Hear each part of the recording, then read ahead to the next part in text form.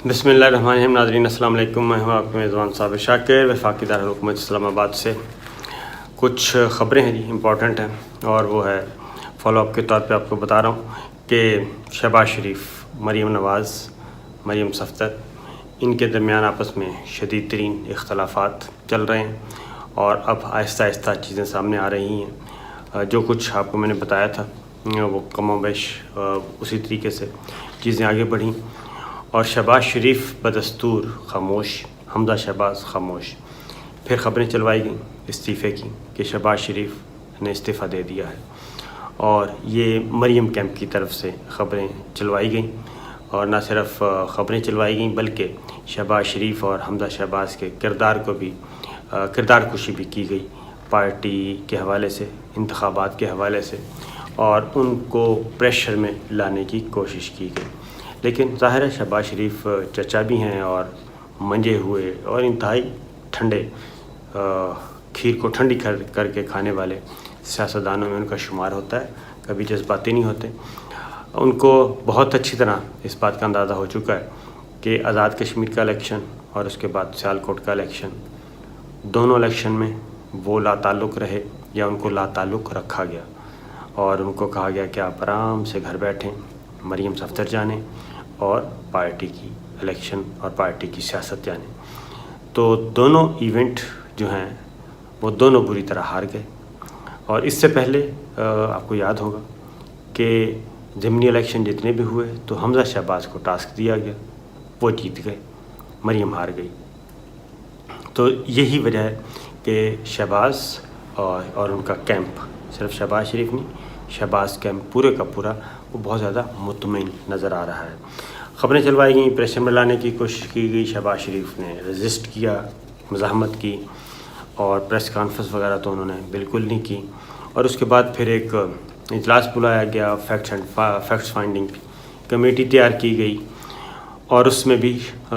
मिला कौन, शाहिद खाकान अब्बासी और राजा फ़ारूक हैदर, एहसन इकबाल, इससे ज़्यादा कोई और रहनुमा जो हैं वो नहीं आ सके। शहबाज शरीफ ने ऐसे किसी इजलास की सदारत नहीं की कि जिसका मकसद ये था। उसके बाद रिपोर्ट तैयार कर ली गई। रिपोर्ट तैयार करने के बाद इलेक्शन नताइज मुस्तरद कर दिए गए आज़ाद कश्मीर के, और फिर कहा गया कि मुलग्गिर तहरीक चलाएँगे, और दुनिया भर में, दुनिया के अंदर, पाकिस्तान में भी और पाकिस्तान से बाहर भी ज़बरदस्त किस्म की तहरीक चलेगी, और हम हाईलाइट करेंगे और इलेक्शन धांधली के बारे में बताएंगे। ये सिर्फ ऐलान था, और उस इजलास में भी शहबाज शरीफ या उनके कैंप का कोई भी रहनुमा मौजूद नहीं था। ये ज़िम्मेदारी शाहिद खाकान अब्बासी ने अंजाम दी, और इस बुनियाद पे दी कि शायद उनको पार्टी सदर बना दिया जाएगा, और अगर इलेक्शन अगला इलेक्शन, जबकि हनूज़ दिल्ली दूरस्त, अगला इलेक्शन मुस्लिम लीग नवाज़ जीत जाती है, मरीम डिस्क्वालीफाई होंगी, नवाज़ शरीफ डिस्क्वालीफाई होंगे, शहबाज शरीफ को बनाना नहीं चाहते, तो हो सकता है कुर्रा मेरे नाम निकल आए। ये सोच के शायद खाकान अब्बासी साहब आजकल ज़रा बहुत आगे खेल रहे हैं। तो खैर प्रेशर, जब ये सारी चीज़ें आईं, खबरें आईं, तो मज़ीद रजिस्ट किया और शहबाज शरीफ ने इनकार कर दिया, यानी कि कोशिश की। ये ख़बरें नहीं थीं, ये इनकी ख्वाहिश थी, ये शहबाज शरीफ पे प्रेशर था कि शहबाज शरीफ पार्टी सदारत छोड़ दें और पार्टी हवाले कर दें नवाज़ शरीफ और मरीम सफ़दर के। मरीम सफ़दर जिसको चाहें पार्टी सदर बना दें और जिसको चाहें ज़िम्मेदारी दे दें। तो ये ख़बरें चलवाई गई बाकायदा तौर पे, और सोशल मीडिया पे भी चली और इलेक्ट्रॉनिक और प्रिंट मीडिया पे भी चली कि शहबाज शरीफ ने इस्तीफ़ा दे दिया है। तो इस्तीफ़ा दिया नहीं गया था, उनको दिलवाने के लिए ये सारा एक कैंपेन लॉन्च की गई थी। वो ज़ाहिर है तगड़े मजबूत असाब के मालिक हैं, इतनी जल्दी तो खैर वो नहीं करते, उड़ती चिड़िया के पर गिन लेते हैं। और अभी तक देखें आप कि वो मिड विकेट पे खेलते खेलते 3-4 साल पूरे कर चुके हैं, बाहर आ चुके हैं, कंफर्टेबल हैं और आहिस्ता आहिस्ता आगे बढ़ रहे हैं। तो इसलिए उनको अंदाज़ा है, और ये उनका आगे जो बढ़ना है اور یہ زگ زیگ طریقے سے وہ بچ بچا کے آگے جا رہے ہیں،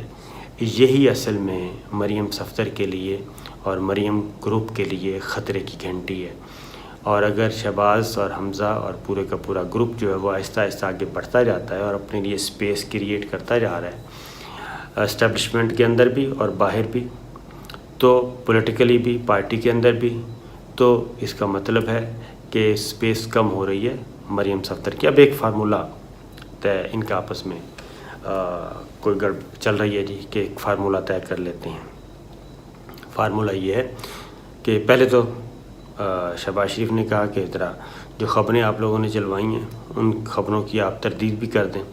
تو شاہ خاقان عباسی سب سے پہلے میدان میں آئے، انہوں نے خبر کی تردید کی اور انہوں نے کہا کہ بالکل ایسا کچھ نہیں ہے، شہباز شریف کے استعفے میں کوئی نہیں ہے، خبر میں صداقت نہیں ہے اور پارٹی متحد ہے، پارٹی میں کوئی اختلافات بھی نہیں ہیں، لہٰذا ایسی کوئی چیز نہیں ہے اور شہباز شریف ہی پارٹی کے صدر ہیں اور وہ رہیں گے۔ یہ خبر دینے کے بعد اب شہباز شریف صاحب نے یہ کہا ہے کہ شہباز کیمپ نے کہ اگین نواز شریف کو پیغام بھجوایا ہے، مریم صفدر سے بھی بات کی ہے بڑے ہمبل وے میں کہ اگر تو آپ چاہتے ہیں کہ پارٹی کو ہم نے چلانا ہے تو پھر پارٹی ہمارے حوالے کریں،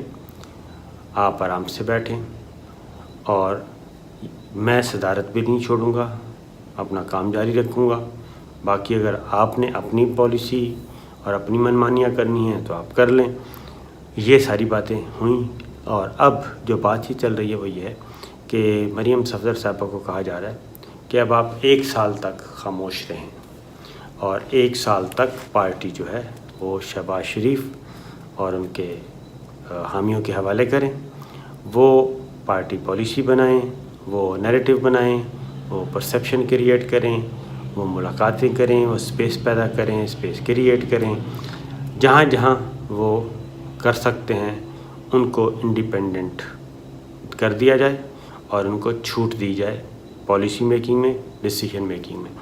تو یہ چیزیں چل رہی ہیں۔ اب دیکھنا یہ ہے کہ آنے والے دنوں میں پتہ چل جائے گا، ہفتہ 10 دنوں میں، کہ مریم صفدر صاحبہ کیا اس بات کے لیے تیار ہیں یا نہیں، اور اگر تیار ہو گئیں تو ویل اینڈ گڈ، اگر نہ ہوئیں تو یہ بات ذہن میں رکھیے گا کہ شہباز شریف یا حمزہ شہباز پارٹی چھوڑنے والے نہیں ہیں۔ ان کو بہت اچھی طرح اندازہ ہے، حمزہ شہباز پنجاب میں اور مرکز میں شہباز شریف، ان کو بہت اچھی طرح اندازہ ہے کہ خاندان میں نواز شریف فیملی تو ساری کی ساری ڈسکوالیفائی ہو چکی ہے، یا مفرور ہے یا مطلوب ہے، وہ خواہ اسحاق ڈار ہوں یا وہ نواز شریف ہوں یا حسن ہوں، حسین ہوں، مریم خود ہوں، تو لہٰذا وہ ایسی کوئی غلطی نہیں کریں گے بلکہ برداشت کریں گے، برداشت کرتے کرتے عام انتخابات تک پہنچ جائیں گے اور اس کے بعد پھر کھل کر سامنے آئیں گے۔ یہ تھی قومی سیاست کے بارے میں کچھ خبریں۔ اب ایک اور خبر لے لیں آپ، وہ ضروری ہے اور اس کو آپ غور سے سنیے گا۔ وہ خبر یہ ہے کہ کرونا جو ہے، ڈیلٹا ویریئنٹ جو ہے، وہ بہت زیادہ خطرناک حد تک پاکستان میں پھیل چکا ہے اور اس کے بارے میں ایک خفیہ دستاویزات امریکی ادارے کی بھی منظر عام پہ آ چکی ہے اور لیک ہو گئی ہے، بلکہ لیک کروائی گئی ہے تاکہ دنیا کو پتہ چل جائے کہ یہ معاملہ کیا ہے۔ یہ امریکہ کا ادارہ ہے، centre for disease control and prevention, CDC کہتے ہیں اس کو۔ اس کی یہ دستاویزات ہیں اور اس دستاویزات میں یہ بات ساری اس ڈیلٹا وائرس کی ہسٹری دی گئی ہے کہ بھارت سے یہ سامنے آیا تھا، بھارت میں سب سے پہلے آیا تھا اور یہ چکن پاکس کی طرح تیزی سے پھیلتا ہے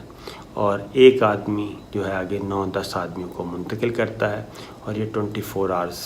لگاتا ہے، صرف 24 گھنٹے میں یہ اگلے لوگوں کو منتقل کر دیتا ہے۔ لیکن جو 8 سے 9 افراد کو منتقل کرتا ہے ایک آدمی، تو اس سے آپ اندازہ کریں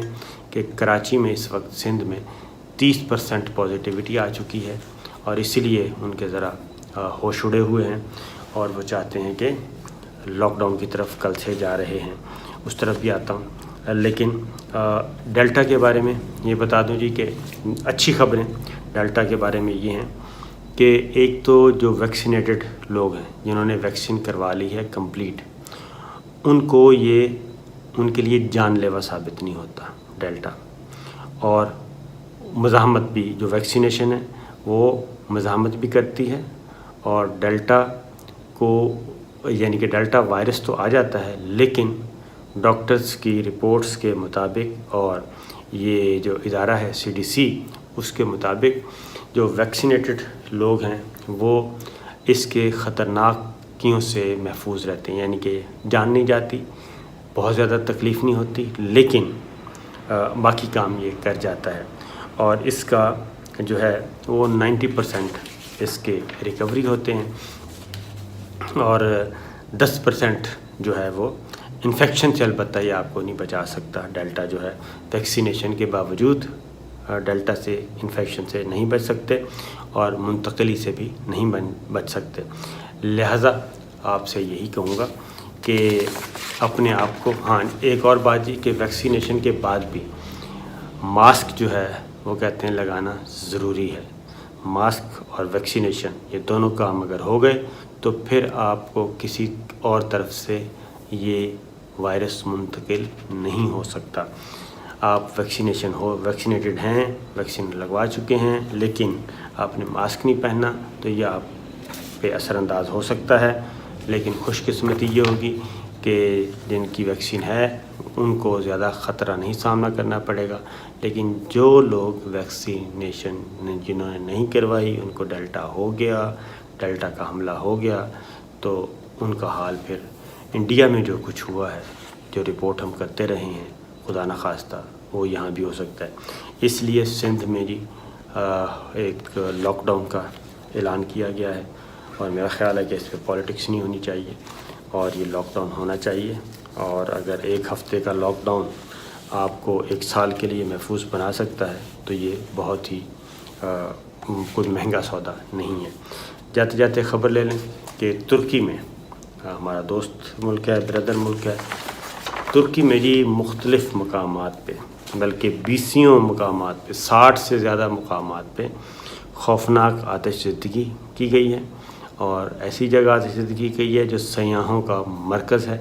اور آپ کو پتہ ہے کہ ترکی کا انحصار بہت زیادہ ٹورزم پہ ہے، تو 60 سے زیادہ مقام پہ آتش زدگی آگ لگائی گئی ہے، اور وہاں پہ ہلاکتیں بھی ہوئی ہیں، 140 زخمی ہوئے ہیں، مزید کوشش کی جا رہی ہے،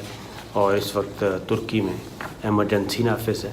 اور پوری کوشش ہے کہ اس آگ پہ قابو پایا جا سکے، کیونکہ 50 میل فی گھنٹہ کی رفتار سے ان علاقوں میں ہوا چل رہی ہے، اور ساتھ ہی ساتھ گرمی کی شدت بھی بہت زیادہ ہے۔ لہٰذا یہ متعدد دیہات جو ہیں